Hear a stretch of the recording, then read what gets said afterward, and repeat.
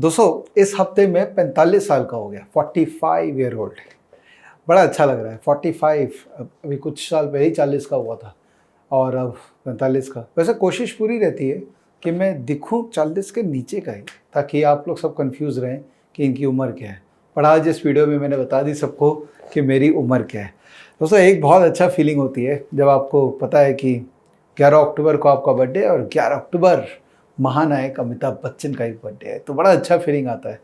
तो ये वीडियो क्यों रिकॉर्ड कर रहा हूँ मैं, क्योंकि 11 अक्टूबर तो चला गया और आज है शनिवार। ये वीडियो एक्चुअली मैंने सोचा है कि वीडियो रिकॉर्ड करते हैं अपने बच्चों के लिए और उनको कुछ बातें उनके साथ करते हैं, तो शायद वो बाद में कभी बड़े हो जाएंगे तो देखेंगे, उनको याद आएगा कि अरे पापा ने ये बातें की थी। ऑल्दो ये सब बातें मैं उनके साथ ऐसे भी कर लेता हूँ, बट वीडियो रिकॉर्ड करके एक अच्छा कम्युनिकेशन जाता है और मे बी ये सारी बातें बाकी लोगों के बच्चों के भी काम आ जाए, राइट। वैसे कोई मैंने तोड़ फाड़ काम नहीं किया अपने जीवन में, मैं अपने आप को बहुत ज़्यादा सक्सेसफुल नहीं मानता हूँ। कुछ लोग हैं जो मुझे फॉलो करते हैं सोशल मीडिया में, जिनको मेरा काम अच्छा लगता है, तो मुझे लगता है कि भाई कुछ तो होगा जो मैं कह रहा हूँ और उससे लोगों के दिमाग में कुछ बत्ती चल रही होगी, इसलिए हो सकता है कि ये बातें भी उनके लिए रेलेवेंट हो जाए। तो एक बैकग्राउंड लेके चलता हूँ कि मेरा जो जीवन है वो स्कूल टाइम में एकेडमिक्स के अंदर में बड़ा ही बिलो एवरेज सा जीवन था। कोई बहुत ही रॉकस्टार अपने पढ़ाई लिखाई में हम लोगों ने कुछ किया नहीं और बिलो एवरेज स्टूडेंट थे। बड़ी मुश्किल से अपने आप को अबव एवरेज जोन में लेके आए। तो पहला लर्निंग मैं अपने बच्चों को ये देना चाहता हूँ कि भाई ऐसा है कि there is nothing wrong in being average in your academics. याद रखना है बात। कभी भी कोई भी कुछ भी तरह का तुमको बोलेगा ना कि शर्मा जी का बेटा देखो वो तो टॉपर निकल गया, ऐसा कभी मैंने प्रश्न नहीं दिया, ना मैं कभी दूंगा। एवरेज भी रहोगे तो भी ठीक है, because in this new world, ये जो नई दुनिया आ गई ना, जहाँ पर हर तरह की अपॉर्चुनिटीज़ आ सकती है। ज़रूरी नहीं कि पढ़े लिखे लोगों को ही अपॉर्चुनिटी मिलती है। कई ऐसे एग्जाम्पल आपको मिल जाएंगे कि जो पढ़े लिखे नहीं हैं लेकिन उन्होंने अपने आप को प्रूफ करके दिखाया। ऑब्वियसली अगर आप पढ़े लिखे नहीं हैं, आप हायर एजुकेशन नहीं किए हैं, तो आपको एफर्ट ज़्यादा मानना पड़ेगा बाद में। अगर आप पढ़े लिखे होते हैं, बेटर परफॉर्मर होते हैं, तो आपका एफर्ट कम होता है, बट उतना ही बात है बस। कभी भी अपने आप पे किसी भी तरह का प्रेशर मत डालना कि मुझे तो अच्छा ही बनना है, मुझे तो टॉपर ही बनना नहीं दरकार है। आज मेरे भी स्कूल में जो टॉपर था और आज की डेट में मेरे बीच में कोई बहुत ज़्यादा अंतर है नहीं, ऑल्दो उसकी रिस्पेक्ट बहुत ज़्यादा होती है। शायद मैंने अलग तरीके से रिस्पेक्ट गेन कर ली, उसने अलग तरीके से रिस्पेक्ट गेन कर ली। So do not ever worry about being an average performer in your class, alright, and this is valid for everyone. जो भी सुन रहे हैं प्लीज़ अपने बच्चों पे हर परफॉर्मेंस का प्रेशर कभी मत डालिए, because so we are living in a very very different world. तो इस दुनिया को पढ़े लिखे लोग चाहिए, बट ज़रूरी नहीं है कि एकेडमिक क्वालिफाइड लोग चाहिए। ध्यान रखिएगा इस बात को। दूसरा बात मैं अपने बच्चों को बताना चाहता हूँ कि एक आदत डाल दो कि एक कोई स्पोर्ट्स एक्टिविटी में अपने आप को एक्सेल कर लो। बिकॉज स्पोर्ट्स क्या करता है ना, आपको पूरी तरीके से तैयार करता है, आपको कॉम्पिटिटिव बनाता है, आपको अपने अंदर में बिलीव देता है और आपको एक हॉबी देता है, एक अलग तरीके का लाइफ देता है जो आपको तैयार करता है एक अलग तरीके का कॉम्पिटिटिव इन्वायरमेंट में जीने के लिए। और देखिए दुनिया कॉम्पिटिटिव तो हो ही रही है। अब हम खाली अपने दोस्तों के साथ कॉम्पीट नहीं कर रहे हैं, अब हम रोबोट्स के साथ कॉम्पीट करने वाले हैं। तो स्पोर्ट्स में, एक स्पोर्ट्स में, ओनली वन स्पोर्ट्स में आपको एक्सेल होना पड़ेगा। कुछ भी पकड़ लीजिए, जैसे मैंने स्विमिंग पकड़ा था and I am reasonably good swimmer. तो उसके अलावा उसके से फ़ायदा क्या होता है, एक स्पोर्ट्स में आप अच्छे होते हैं ना, तो वो दूसरे तीसरे चौथे स्पोर्ट्स में भी आप अच्छे होने लग जाते हैं। जैसे मैं स्विमिंग में बहुत अच्छा था, तो अब क्रिकेट भी अच्छा करने लग, बैडमिंटन भी अच्छा खेलता हूँ, सब कुछ अच्छा खेलता हूँ। बेस्ट नहीं हूँ बट कंपटीशन डेफिनेटली लोगों को देता हूँ। तो एक स्पोर्ट्स में तुमको अच्छा होना ही है। तीसरी बात, कोई भी एक गुरु तुम्हारी लाइफ में होना चाहिए। कोई भी एक गुरु का बहुत बड़ा रोल है और गुरु भी इवॉल्व होते हैं। ऐसी बात नहीं कि आप एक गुरु किसी को बना लिए। जैसे स्कूल में हो सकता है कि आप अपने टीचर को गुरु बना लिए और उनका गाइडेंस, उनसे बात करना, उनसे नर्चरिंग कराना, ये चलता रहेगा। बट लाइफ में जब हम दूसरे पेडिस्ट्री में पहुंचते हैं तो वहाँ कोई और गुरु मिल जाता है। चाहे आपके ऑफिस में गुरु हो सकता है, चाहे कोई आध्यात्मिक गुरु हो सकता है, but definitely at any point of time आपकी लाइफ में कोई एक गुरु होना चाहिए जिससे आप सॉलेस ले सकते हैं। मेरे जीवन में कांस्टेंट इवोल्यूशन चलता है। हर 3 साल 4 साल 5 साल में एक गुरु आते हैं, मुझे मेरे लाइफ को स्टेप अप करते हैं, फिर शायद वो मुझे वहाँ छोड़ देते हैं, बिकॉज एक रॉकेट लॉन्चर होता है ना, रॉकेट लॉन्च करने के बाद वो मूव ऑन कर जाता है, राइट। तो गुरु आए, लॉन्च किया, फिर उसके बाद नेक्स्ट स्टेज में नए गुरु मिले। तो ऐसे करके मैंने अपने जीवन में हमेशा अपने साथ एक गुरु रखा है। तो आपको भी, हेलो बच्चों, आपको भी अपने साथ में एक गुरु एनी टाइम रखना ही है, राइट। चौथा पॉइंट, एक म्यूजिकल इंस्ट्रूमेंट अडॉप्ट कर लीजिए, कोई भी एक। आजकल तो इतने सारे म्यूजिकल इंस्ट्रूमेंट हो गए, ऑनलाइन म्यूजिकल इंस्ट्रूमेंट्स भी बहुत हो गए, तबला, पियानो, गिटार। गिटार तो बहुत ही इजी, वैसे इजी नहीं है बट हाँ सीखोगे तो इजी हो जाएगा, या सिंथेसाइजर, कुछ भी। एक म्यूजिकल इंस्ट्रूमेंट आपको क्या करता है, जब आपके लाइफ में एक बैड फेस चल रहा है, तकलीफ है, या जब आप स्ट्रेस में होते हैं, जो कि हम emotionally definitely we are getting weaker day by day, तो वहाँ पर हमको एक म्यूज़िक जो है ना वो अपलिफ्ट कर देता है। And playing an instrument on your self is definitely something which gives you a different kind of a high in your life. तो एक म्यूजिकल इंस्ट्रूमेंट भी सीखना है तुम लोग को, कौन सा सीख रहे हो? हाँ, इस वीडियो में कमेंट में लिखो कौन सा। और age is no bar. In fact मैं भी अभी सोच रहा हूँ कि बहुत टाइम पहले मैंने हारमोनियम सीखा था हमारे सर जी से, टाइम काफ़ी हो गए। तो मैं इस बर्थडे में ना मैंने कुछ कुछ बातें अपने लिए मेंशन की है कि अब मैं अलग जोन में जाना चाहता हूँ, अब मैं थोड़ा सा एक अपने रीडिस्कवरी मोड पे जाना चाहता हूँ, ताकि ये जो लाइफ के इतने हसल्स चारों तरफ मैंने अपने क्रिएट कर रखे ना, इनको मैं थोड़ा सा डाइल्यूट करके I want to get into a better life, better lifestyle, more spiritual, more open minded, ताकि मैं होलिस्टिक लाइफ अब जी सकूँ। I don't want to be that the same thing which I used to do for last 20 years। Definitely एक musical instrument सीखना मेरा भी एक अभी ऑब्जेक्टिव हो गया है। So I figure out and I will inform you which instrument I am buying. But hey kids, आप तो अपना तैयारी कर ही रखे होंगे नहीं? अच्छा, मैं ना आजकल गीता की क्लासेस कर रहा हूँ। गीता जानते होंगे ना, गीता जी, उनकी क्लासेस कर रहा हूँ। तो बहुत ही ज़बरदस्त, मैं आपको बता नहीं सकता हूँ कि it's a life transformation, it's a life changing. And मुझे लग रहा है कि मैं पहले क्यों नहीं किया, मैंने बहुत पहले चालू कर लेना चाहिए था।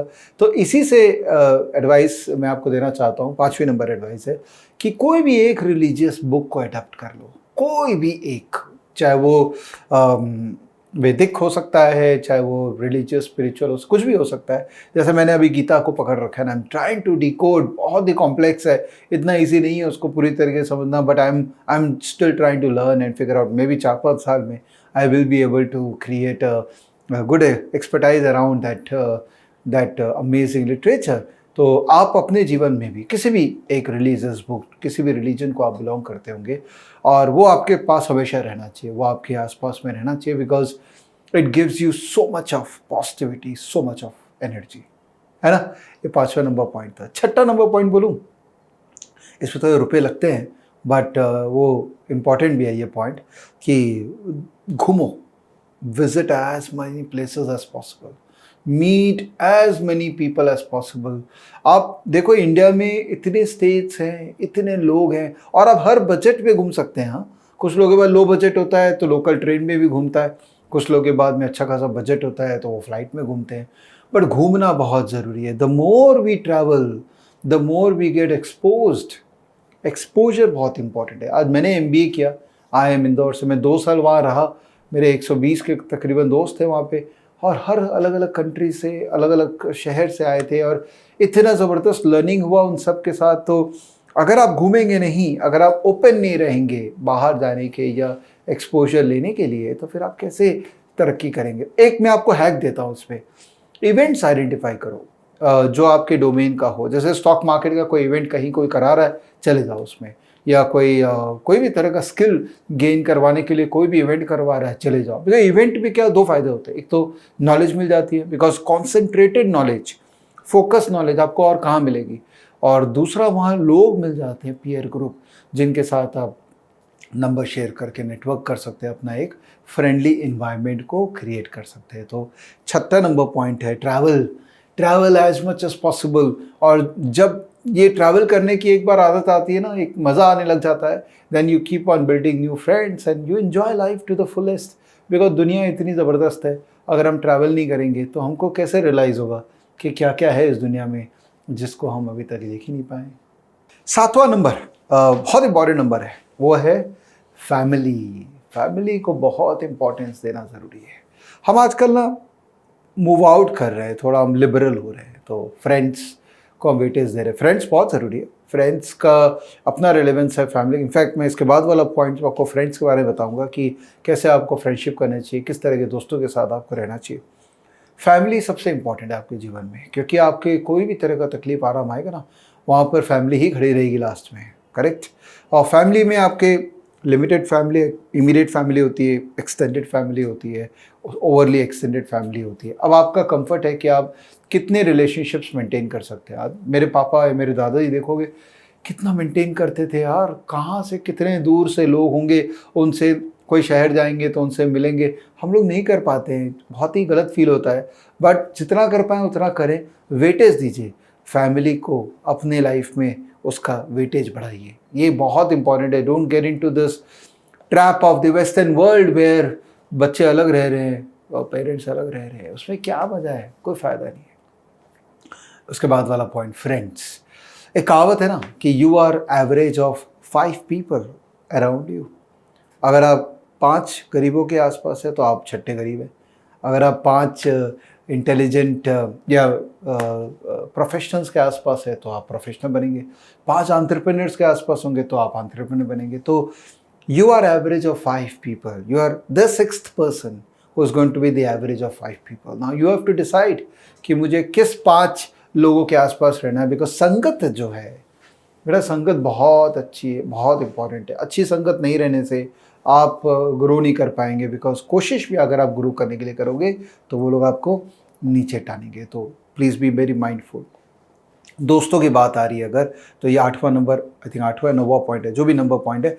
दोस्त जो है ना वो आपको कैटेगराइज करना पड़ेगा। बिकॉज दोस्त has become very fluid term now, thanks to Facebook friends. इतने क्लूजली हम यूज़ करने लग गए हैं। तो let us divide this friends into multiple categories. तो एक होते, मैंने एक वीडियो रिकॉर्ड किया था इस पर, फिर रिपीट कर रहा हूँ। 2 AM फ्रेंड्स, ठीक है, मतलब रात को 2 बजे भी आप कॉल करेंगे तो वो उठाएगा, है ना। फिर होते हैं द 10 PM फ्रेंड्स, मतलब 10 बजे के बाद आप कॉल नहीं कर सकते। फिर 8 PM फ्रेंड्स, मतलब 8 बजे के बाद आप कॉल नहीं कर सकते हैं।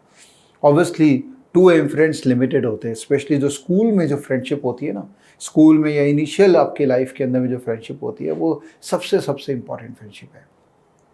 तो उसको नर्चर करना बहुत ज़रूरी है। उनसे ईगो इशू ज़्यादा मत करो, उनको समय दो, उनको probably once in a while, maybe once in a month call करो, फिगर आउट क्या हो रहा है उनकी लाइफ में, ताकि आप उनके लाइफ के साथ उतना ही जुड़े हैं जितना वो शायद अपने आप से जुड़े, है ना।